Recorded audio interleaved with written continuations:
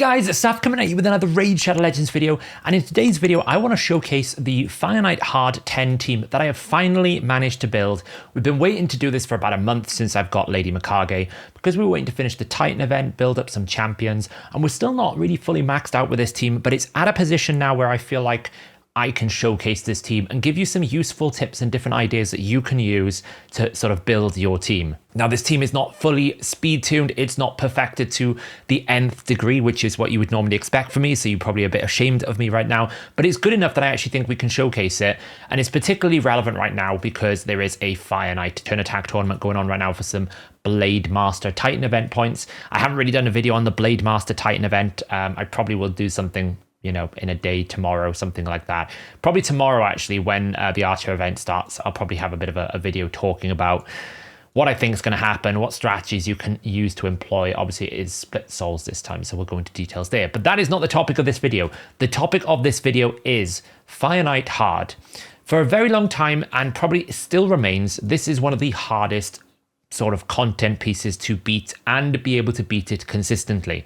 Trying to get this time down on these dungeons is very difficult.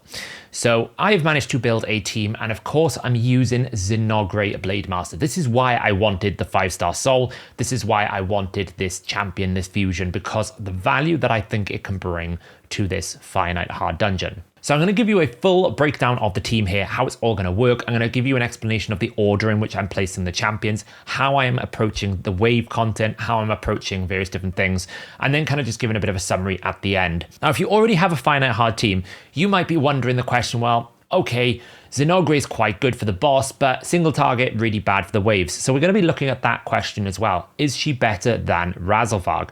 Now, I don't have a Razelvarg built right now. I'm going to be building mine for Hydra in a very similar build. So it could be, you know, something that I could sub. But particularly when you have Mikage, Zinogre's value, in my opinion, goes up. So let me just give you a quick summary of what you need to do to be able to beat this boss.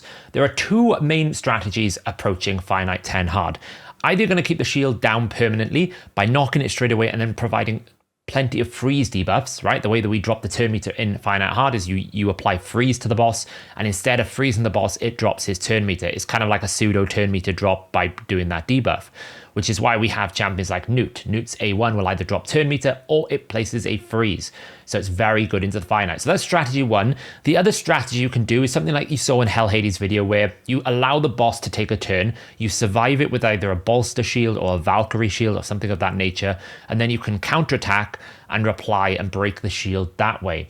The second way is a little bit more riskier in the sense that, you know, you could get crit, you could get one shot. As long as you build tanky, it's relatively okay, but it's quite slow. It's not the fastest team. There are faster teams than what I'm going to show you here, especially if you've got double Newt. This is probably like the most accessible team that I can think of. Pretty much everyone here at some point has either been in the game a long time, or is an epic, or they were fusions, or are still remain a fusion, right? So Mikage is a fusion, Zinogre was a fusion, Newt was a fusion, Farrakhan and Neldo here, they're both epic champions. So it's about as accessible as you can get it without having void legendaries and very difficult to acquire legendaries.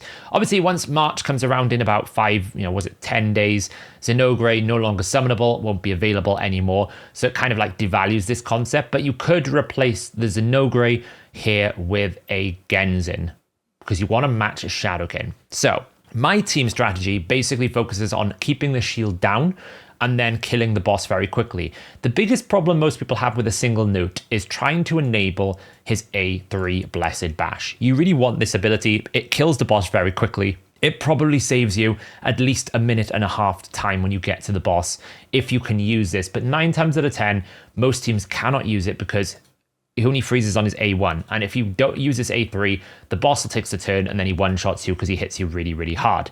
Now, Zinogre kind of helps you with this situation, and this team actually can still take a hit if the worst case happens. So let me show you a run here, and then I'll show you the builds after. We do get some advantages here with Zinogre. Zinogre here is going to give us a 30% aura for speed. Speed is king in Fire Knight Hard. I've got like an area bonus up to, I think, around about rank 7. Speed is king here. You want to be able to go super fast so you get back around to your freezes. So we have her here doing this. And what's really cool about Zinogre is she will attack 4 times. Each hit increases her turn meter, but she also places an increased speed. Now, my Zinogre in this build right now is not booked. It's a massive improvement we could have. So we will lose this increased speed every now and then.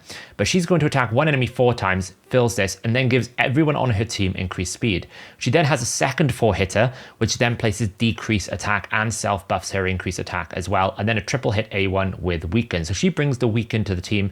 You can't really leverage this passive in this team. It's not really viable. So we don't really, I kind of ignore it in this team. You can't really activate it. Then Mikage is coming in here for the ally attack. This team has 2 ally attacks, Farrakhan the Fat and Lady Mikage. She's coming in with an ally attack, going to provide us with increased attack as well. But she also will extend the duration of the increased speed buff that gets placed by Zinogre. So we're basically always sustaining the increased speed once we book the Zinogre. So it's really good. And then on the A1, anyone from the Shadowkin faction will join her on the A1, which is what makes Zinogre very interesting, because we're going to be able to get extra blade combos here, because every time Mikage A1s, Zinogre is going to A1. That is the setup here. It's the same thing if you had Genzin. Then we're going to use Neldor. Neldor has a 4-hitter on the A2 and a double hit decreased speed on the A3. But what's really cool about Neldor is he has this passive. Whenever an ally places a freeze debuff, this champion has a 30% chance to attack the target with their default skill. The cool thing about this is this works when the shield is up. So if your Newt happens to A1, the boss, with the shield up, then he can still activate this passive, which means he will then attack 3 times with his A1 and then be able to place freeze himself. So if he's not doing it with the shield, you get more freeze attempts. If he is doing it with the shield, you can get more stacks off the shield. Now, both my Neldor and my Zinogre are at 5-star Phantom Touch. Now, the math is very strong when you have a 4-hitter. Phantom Touch activates per hit. So you have a 70% chance per hit to apply a single source of damage. Once that damage is applied, it goes on a 1-turn cooldown, so you have to take another turn. So that's something to keep in mind. If I've used my Phantom Touch proc on the previous wave and I get to the boss and I ally attack before Neldor can take a turn, then Phantom Touch can't activate. It's on cooldown. Now, the cool thing about a 4-hitter specifically is when I attack an enemy 4 times with a 70% chance, it basically makes that chance 99.16 or 19% that it's going to happen, which basically means at 5-star here, it's pretty much a 100% chance to Phantom Touch. It's very, very, very, very, very unlikely that you will not get a Phantom Touch proc. So because we have 2 4-hitters plus 2 Phantom Touch procs, these 2, if they take a turn before the ally attacks, already take 10 stacks off the shield. It's very, very strong. Then we have Newt. He is both triple hit on the A1 and the A3. It's really good for breaking the shield. And finally, we have Farrakhan the Fat. The reason why I've chosen him as my ally attacker is this team doesn't have decreased defense without his A1. So we need his decreased defense from his A1, so we're using him as the ally attack. The nice thing is we can also bring increased crit rate and increased crit damage, which means we can drop all of our champions down to 70% crit rate and save some of that stat and put it towards something like speed, crit damage, something of that nature. So that's really cool. We're not really using this A2 on the boss because of the build that I have him in, and I will show you that very unique build. So let's take this for a run now. I'll show you how it works. I'll show you in detail the run as we're going through. The way that we're dealing with the waves here is we're essentially using Mikage's alternate form to crowd control. She's very good in alternate form for this. You can see I just basically let the champions do some damage originally, get it all out there. We don't mind on wave 1. Then we metamorph Mikage, and she will basically crowd control all the waves. You will not have to worry about the enemies ever taking a turn. So long as you get to wave 2 and she has the A2 available, you should be able to do this. She also has some pretty nice damage on her own, so she's a pretty good wave clear if you build her with a bit of damage here. When you look at my builds, you'll see I have gone that route.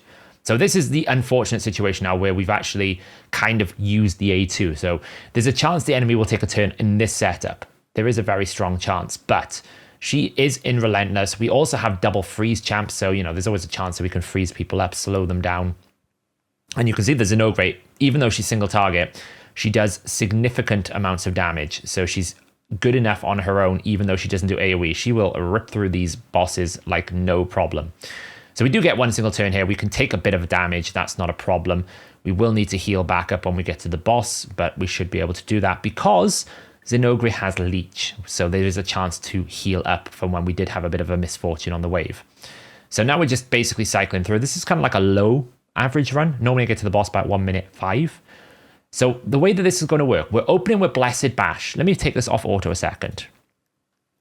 We're opening with Blessed Bash on Newt, because what we want Newt to do is to use his Blessed Bash, but not use it straight after the boss has dropped his shield, because the turn meter of the boss right now is very high. And every time one of my champions takes a turn, all of my other champions will allow the boss to take another tick. So we've got to basically chase the turn meter back. We need to get a series of freezes. So by opening Newt's A3 against the shield, what we're essentially doing is giving us 3 turns to allow for Newt to be able to A1 the boss to get the turn meter under control, then allow him to A3 again to finish the boss off. Normally, Zinogre will kill a few enemies on the wave and get some Whirlwind of Death. She normally goes before Naldor, but she didn't kill enough people this time, so she's gone a bit slow. But she's going to open with her A3 here, which is going to give us the increased speed on everyone. And then Naldor would open with his 4-hitter as well. So you can see after we finish this auto run here, we're already at 8 stacks, which means when we get around to our first ally attack, which is going to be Farrakhan, we want Farrakhan to go first. The reason why we want Farrakhan to go first is he doesn't join the attack, whereas Mikage does. So what we want is for him to attack the boss when the shield is down so we can try and get decreased defense. If Mikage went before Farrakhan, then there's a strong possibility that Farrakhan hits this shield and the shield is still up and we miss our chance of getting a decreased defense. So he's going to go and take his turn here, and we'll see, you'll see we'll break the shield at this point.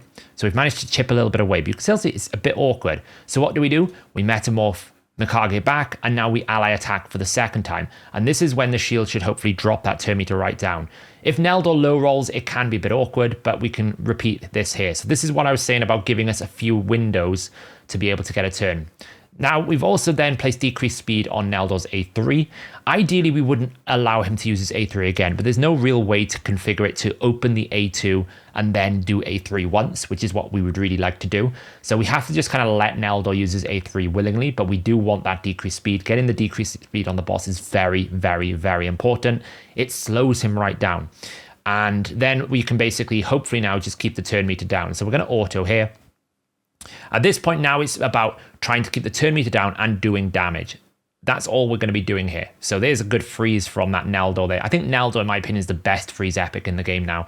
Better than Creedon for this, because he can join these attacks from time to time. And he's very good at it. Now, Zinogre will do a very good job here. She's about 20% less damage at the moment because she is not booked. We get another ally attack. And at this point now, it is pretty much, he's down. He's down for the count.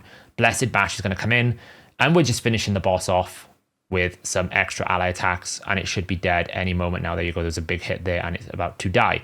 So that is how the run works. That's how it operates in terms of the skill order. When we get to the boss, ideally we want Newt to A3 first, then we want Zinogre to go before anyone else, ideally.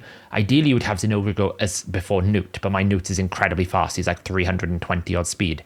The reason why is you want to get the increased speed on your team as soon as possible because it helps you tick faster. So we'd want to get Zinogre Blademaster, then into Naldor, then into Farrakhan's ally attack, then into Mikage's ally attack, and then it's just about trying to keep the turn meter down and trying to actually kill the boss. If you miss the decreased speed, you will probably take a hit. This team, though, can take a hit because Zinogre Blademaster will apply a decreased attack on her second. I allow her to use the A3. That decreased attack really stops the boss from one-shotting you. I'll do a full speed run here so you can see exactly how it works at full pace.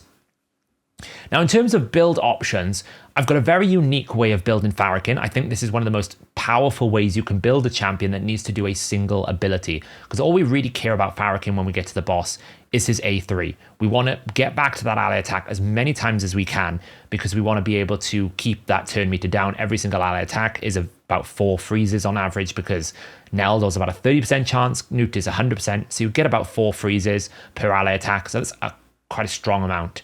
You can see here we got super unlucky with the wave. To be honest, we could probably turn off the A2 so that it doesn't happen.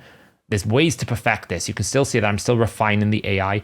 In all honesty, we should have probably disabled that A2 now because we're without that Silken Snare again. But she does have a lot of turn meter control anyway. The A1 is like a Siffy Sleep. It's very strong. And you can see the Zinogre is just destroying this wave when it gets a chance. So we're just coming up for the boss now. Let's see how quickly it can get through it. This is a full speed run, full auto. I'm not going to stop it here. So we can see that Newt's going to go in again. Blessed Bash, open that. We should have Zinogre going first this time, which is more desirable. 13 stacks. Then Naldor's going to add his 4 hitters. We get down to 8 stacks. There's that consistency of Phantom Touch. We break the shield here. You'll notice as well in team order is very important. I'm going to mention about that in a second because Newt needs to go in a very specific order with these ally attacks. We managed to get the shield down, decrease defense, and weaken on. This is a perfect run so far. I'm going to knock that turn meter down again. We did get a resist, which is frustrating, but it's okay. We didn't get the decreased speed. Now, you'll probably see the boss is going to take a turn this time because we didn't get the decreased speed. Fortunately, we're going to be able to get a decreased attack on. Hopefully, we did resist. This could be the first fail of the test. Although we did just get an ally attack, so maybe we're okay. This is going to be edge of your seat stuff because we didn't get decreased attack and we didn't get decreased speed. Those two are the sort of safety conditions of this team. If it does go wrong, that is kind of like what we need to make sure it doesn't go wrong. But we did get a bit unlucky there. We didn't get a single thing, but we are going to finish off with Blessed Bash. So even though we didn't get really desirable results there, we didn't get decreased speed, we didn't get decreased attack, we're able to keep the shield down. I think it's because of the Farrakhan build. So I talked a lot about how to set it up. Just one note to make on team order. You want to make sure your freeze champions, or at least the champions that you want to be doing freezes, are last in the team order. So I really want Farrakhan to have as much chance to place decreased defense, and I want Newt to always be able to attack without the shield up. So he's last in team order, because the ally attack will go in the order of the team. If I was to put Newt first, he's going to attack the shield first, so therefore he's not going to apply the freeze. Just having a difference of team order can make a huge difference to your teams. So just a quick team setup here. We've got Zinogre is basically allowed to do whatever she wants on wave 1, but she's not allowed to use a Blade Strike on wave 2, but she can use Blade Spin as much as she wants. And then when we get to wave into the boss, she opens with A2, is allowed to use A3 whenever it's available, but then we'll just A1 all the time. Mikage, I'm actually going to open with this ability now, and then I'm going to tell her not to use it, and tell her not to use this, and tell her not to use that. Because actually, I don't think we need to do it more than once. And she can just A1 them out for the rest of it. So we're going to do that. So we basically transform her. So you do a mythical champion in the AI tool. You tell her to transform and then ask her to use this ability when she's in that other form. Then when we get to wave 2, we're going to tell her to just keep prioritizing Skittering Death. And then when we get to wave 3, we tell her to transform back and then use priority her ally attack and then use Silken Snare as a secondary attack. Neldo, we're basically saying you can open the A3 to slow the enemy down on wave 1, but you can't use it again. Then you're not allowed to use any of your abilities on wave 2 because we always want to make sure these are available because these are essential for the boss. Then we open with Dancing Razor, but we don't use it again. Only use it once because we only want to use the A1 ideally. And then we just need the decreased speed, so this one has to be allowed to be used. Farrakhan, we allow him to open once with the ally attack on wave 1, but never again. Then he's not allowed to use anything other than open with Brand of Shame. The reason why I've not allowed him to use more Brand of Shames is I don't want him to get to wave 2 with it on cooldown. And you'll see when I show you the build. I feel like I've been hyping up this Farrakhan build a while now, but I'll show you, when you see the build, you'll understand why I don't want his Brand of Shame ever on cooldown when we're at the boss. And then finally, Newt, he's allowed to open Blessed Bash once on wave 1, once on wave 2, and he's allowed to use Fury of the King. We're using Fury of the King to basically weaken the waves. When we get to the boss, he's not allowed to use Fury of the King, and he's allowed to open with Blessed Bash so that we get like at least 2 or 3 Dwarven Mites. That's how I've set up the team. So let's take a look at some builds then. This is what I'm calling the super duper get me back to my skill build. That's kind of like what I'm calling it, the super duper get me back to my skill. How does it work? Well, we have a reflex set and we have a merciless set. These are at 4 pieces, and we also have a refresh accessory, and we also have Cycle of Magic Mastery. So unlike counterattack effects, where once you get the counterattack, it locks you out, that's not the same thing with this skill reduced cooldown. They're all independent chances. Now that doesn't mean they work together. What I mean is they all roll separately, but they can all roll in the same turn. So for example, when Farrakhan starts his turn, there's a 40% chance he immediately reduces the duration of one skill that's on cooldown.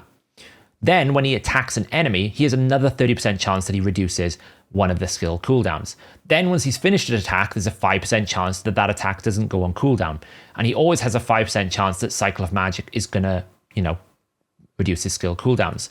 So the math basically works out in this build, you have a 60% chance that at least one turn duration of your skill is going to get reduced every single time Farrakhan takes a turn.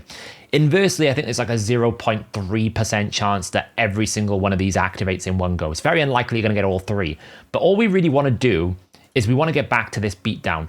It's a 4-turn cooldown, but I really want to get back to it as many times as I can. So this build gets me there a lot of the times. I think in the last run, we actually had a couple of activations of this, which is why we were able to win and not die, because we got back to that extra ally attack sooner than we would have expected. And this is why I don't want Brand of Shame enabled when we get to the boss, because I don't want these sets reducing the A2's cooldown. I only want it reducing the A3. It's very, very strong. Now, to make this work, you need 2 Merciless accessories in the Barbarian faction. It doesn't have to be the best in the world. Right now, this is an okay amulet for my account. It's not great. It'll do. And I've got an accessory with 2 speed rolls, but it's 12 speed, so it's quite slow. I mean, that's basically the same as a 1 singular roll on a rare rank 6. So it's not crazy good, but it's good. It's okay. It'll do the job for what we need here, because we need to activate the Merciless. Likewise with the gloves, it's a crit damage 5-star, but it's got 2 speeds with the mythical, so it'll do the job. We've got 2 speed crit right here. It'll do the job. Now the boots, the chest are quite strong. This is like probably my best reflex chest piece in my account. We've got a very strong boot actually with speed on speed, triple speed here. This is kind of substituting the problems with the other pieces. So you don't have to go super fast, but you need to go reasonably fast. Area bonuses will help you here. So the actual build that I've got is 4.7k attack, 303 speed, because I've got 16 speed coming from area bonuses. I've maxed it up as one of my priority ones. I did make a mistake. I forgot that his A3 doesn't give him crit rate. So he is technically low on the crit rate, but I've kind of can't be bothered to rebuild him at this point. So 240% crit damage, he does the job. I will probably max out the Ascension on his gloves just to lift them up the chance and see if I can find little tweaks, as I get more Merciless gear. And then enough accuracy to make sure he lands his decreased defense. We will be using a speed aura, not an accuracy aura, so it's important that you have enough accuracy to make this work. Now, like I said, mastery-wise, he's got Cycle of Magic. We've also taken Master Hexer to increase the duration of any decreased defense. Really, I will take Sniper as my last one as well. I really want to be able to make sure that I can land that decreased defense as much as I can. But I might also take Lasting Gifts. I haven't quite decided, which is why I haven't gone and got the last masteries. We go straight down the left. This is the best way to defeat bosses with a low attack multiplier. War Master is the best way to go here. Now, when it comes to Neldor, I actually think Neldor is the best epic freeze champion in the game for Finite Hard now. I think he's so good, purely because he can activate this passive even when the shield is up. It's a very good chance, like a 40% chance for having a freeze per hit, but you also get 4 hits on the A2, which gives you a very good way of breaking the shield initially, and you also get a decreased speed, which is a double hit, so you get everything you need to make this work. He is in Phantom Touch. Now, I've got him in Savage Speed. I want him to be able to deal damage. It's very important we kill things quickly. The longer the fight goes on, the more chance we have of 3% resist, and the more likely we will fail. So the quicker the boss dies, the better. He is currently running at 4.5k attack, 304 speed, 70% crit rate because he's going to get the crit rate buff from Farrakhan, and 278% crit damage with 367 accuracy. As you can see here, the blessing stats for a 5-star are quite strong. 60 bonus accuracy, 30% crit bonus, defense, HP, attack. It's very, very strong. It makes him into a bit of a tank, if I'm being honest. It makes him quite tanky, even though he has basically no priority into sort of defensive stats. He's still rocking 40,000 health, 2.4k defense. It's quite good. Then we come to the Newt. Now, the optimizer pumped out Swift Parry. I don't necessarily know why, but it told me it was the best damage build. And the thing with Newt is he doesn't really need an awful lot of anything to make himself hit the maximum cap, which is all we really want. We need to land the freeze, and he needs to land the maximum cap. His A1 doesn't do much damage anyway. It does help on the waves, but it's not crazy. We're using the other champions for that. So really, this kind of works. I haven't finished ascending his boots. That will make him go faster, and we could dust away these and get these into a better proportion. Ideally, I shouldn't really run refresh. My strategy is to basically open with the A3 and then have some good windows of the A1 freezing and dropping the turn me to the boss. But I've left it in here. So far, it hasn't failed. I did run the team a lot and it was okay. But potentially this could be a fail rate. So probably I should look to swap it out into something a bit better. Maybe just like some random variable set that gives me some bonus stats or something. But again, we're just prioritizing crit damage. This is using some of my strongest Swift Parry gear. We got double, triple. Really, really good helm here. Masteries wise, he is in Giant Slayer. Just helps with a bit of bonus damage. Obviously, Cycle of Violence, because this will work if he hits the cap 3 times in a row. It can reduce the cooldown of his A3. And then we've also got Cycle of Magic here going through as well. So pretty straightforward damage options. Any freeze champion you have should always have Arcane Celerity, because every time the freeze gets placed and removed, it has a 30% chance to give you a bit more turn meter. So any freeze champion, you'll see Neldo has it as well, should have this arcane celerity every single time. So his final stats then in this weird swift parry build that we've got going on, he is at 3.2k defense, 322 speed.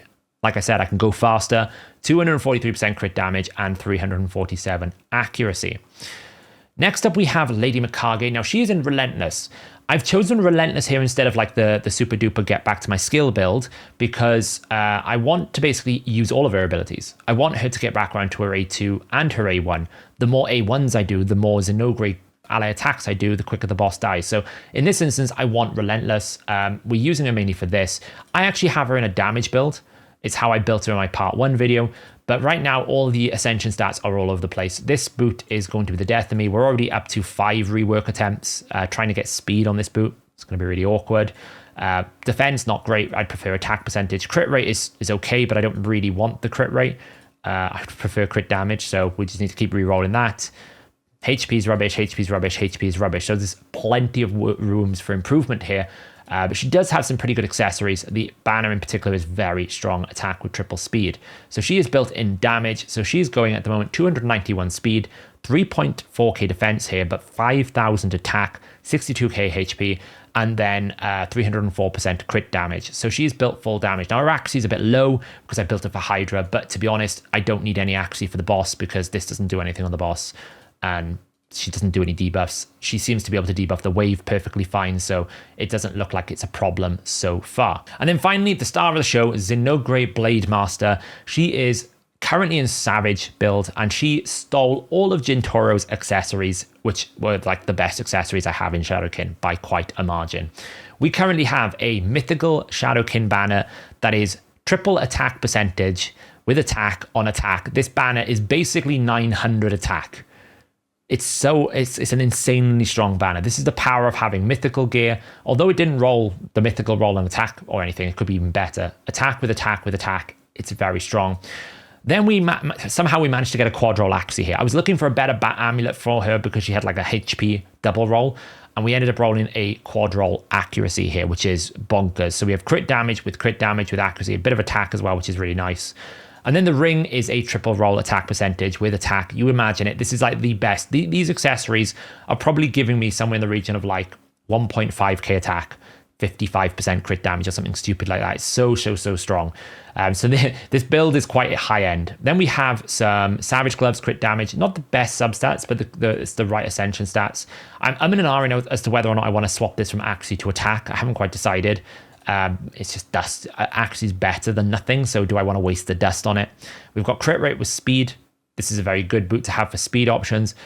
Triple roll speed here, triple roll speed, and then a pretty good, all the right stats. Again, defense could be replaced. Attack's good here. HP can be replaced. There is more to come from this build. She is currently with masteries for Giant Slayer. Giant Slayer just proved to be better than Helm Smasher here because the boss doesn't have the same limitations as Hydra with like 50,000 HP or clan boss. So actually Helm Smasher wouldn't do more than the 100k or 120k Helm Smasher we're able to get from this build, mainly because of the passive. We're at 5 stars, so she's going to get a lot of damage here. We have taken Cycle of Revenge because she's hitting really hard. Whirlwind of Death for some more speed, as much speed as we can buy. And then Laura Steel, kind of a waste if I'm being honest. There's not really much value here. Probably should have taken Cycle of Magic if I'm being honest, instead of Laura Steel, because we don't have anything to improve. So it's a bit of a waste there, but it is what it is. So as I mentioned in the run, she's currently unbooked. So there's about 20% more damage to come from her across the board. And we also get more consistency with the increased speed. And she is currently at, and this is a disgusting build, 6.4k attack, 301 speed, 323% crit damage, 344 accuracy. This will get insane if I ever get a 6-star. I don't know if I'd ever spend the essence on it, if I'm being honest, because like she does a good enough job at 5-star and it's a lot of essence. But this is an incredibly strong build. I'm not expecting anyone to be able to achieve these numbers. I'm going to admit this is a very big build before all you people in comments will say, this is terrible, this is unachievable. The thing about the speeds as well is I've just gone with the philosophy of how fast can I get them in the order that I need, right? The order that I mentioned earlier in the video, how fast can I get them? And that's all you should do as well. Get them as fast as you possibly can in the order that you want, but don't sacrifice damage. They still need to kill the wave. They still need to kill the boss. So that's why I've gone pretty high damage on all of them. So those are the builds. that is how the team works.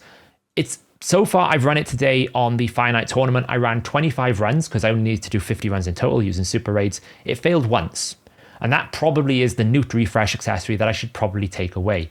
I shouldn't probably have that. It's a pretty fast, pretty agile run. The only thing I just need to double check now, I changed the AI a little bit with Mikage to take away the opener of the A3. Will she still use opener when she transforms? Let's find out. No, she doesn't. I remember this being the problem. So you can see we're going to rip through this first wave. We're just going to let this run through here when we're closing it out. It is a pretty strong team. I'm very happy with it. It's taken me a while to build this team. I don't like building slow teams. So as much as I could have built a slow team with Creedon and just let Newt only use his A1, this is just so much better because we're able to kill this so much faster and get it down in, it pretty much averages around about 2 minutes with good fortune. So there you go, guys. Razzlevarg is still viable. Genzen is still viable, but for everyone who was saying, Zinogre is not that crazy for finite, I think she's really, really good because she's one of the few champions here that can bring that increased speed and bring lots of damage. She's really what you want to happen. So I actually think she's super good for this this role. You can see the Phantom Touch always activates here, which is really nice. Down to 8 stacks, and it's a very consistent, smooth run. We knock this down, get some freeze debuffs. We actually resisted one there, which is a bit unfortunate, but hopefully we should still be fine. We haven't got the decreased defense. There we go. We get the decreased defense down, get some control, knock this down. And Newt is absolutely essential. I don't think you can really swap Newt here. He's so strong.